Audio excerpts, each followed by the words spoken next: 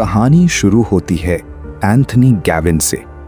Gavin एक ऐसा आदमी था जिसे अनुशासन पसंद था, लेकिन उससे भी ज्यादा पसंद था पैसा।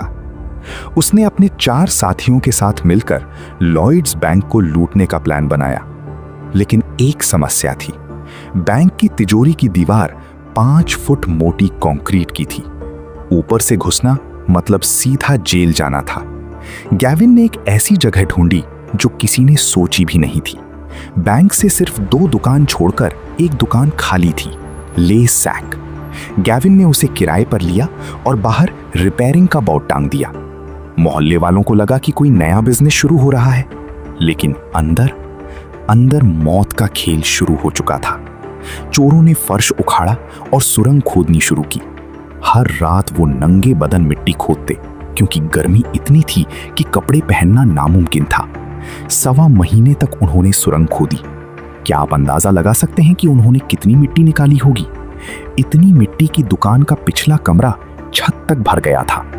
अगर एक भी पुलिस वाला उस दुकान के पीछे झांक लेता तो खेल वहीं खत्म हो जाता। सुरंग खोदते वक्त एक रात अचानक एक भयानक आवाज आई, क्लैंग। गैविन की टॉर्च की रोशनी में दिखा कि उनकी ड्रिल एक पुरानी गैस पाइप से टकरा गई थी। सुरंग में सन्नाटा छा गया। सब जानते थे कि अगर एक छोटी सी चिंगारी भी निकली तो पूरा इलाका राख के ढेर में बदल जाएगा। चोरों के बीच झगड़ा शुरू हो गया।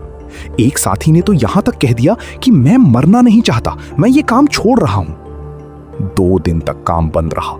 चोरों के बीच तनाव इतना था कि वो एक दूसरे को मारने पर उतारू थे।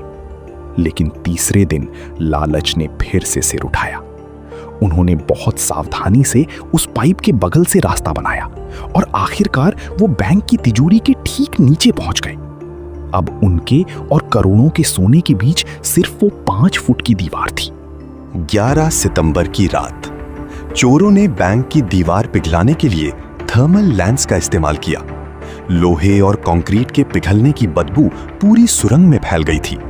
वहीं बैंक की छत पर एक चोर वॉकी टॉकी लेकर पहरा दे रहा था, लेकिन किस्मत को कुछ और ही मंजूर था। 2 मील दूर रॉबर्ट रोलैंड्स नाम का एक आम आदमी अपने रेडियो पर सिग्नल्स चेक कर रहा था। अचानक उसके कानों में आवाज आई, यहां बहुत सोना है भाई, जल्दी बैग भरो। रॉबर्ट के हाथ पांव फूल गए। उसने तुरंत पुलिस को फोन किया, लेकिन पुलिस का रवैया देखिए। ऑफिसर ने कहा, अरे भाई, शनिवार की रात है, कोई प्रैंक कॉल मत करो। रॉबर्ट हार नहीं माना।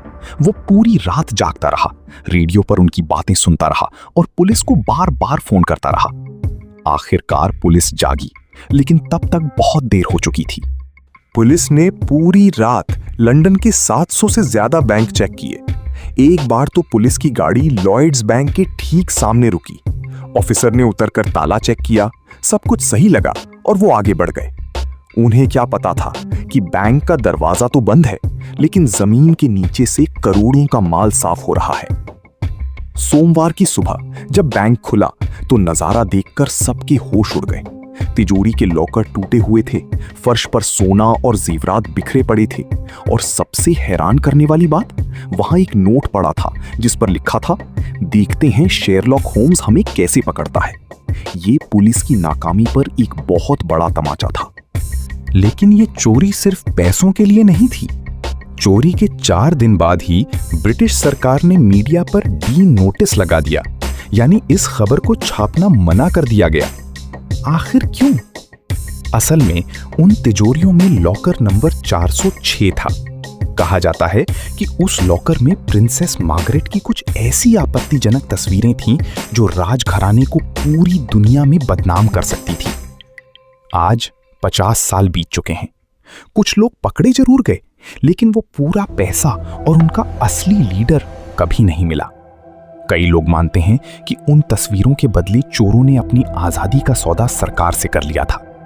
आपको क्या लगता है, क्या वो तस्वीरें आज भी कहीं सुरक्षित होंगी या उन्हें जला दिया गया? दोस्तों, ये थी दुनिया की वो सबसे शातिर चोरी जिसने इतिहास बदल दिया।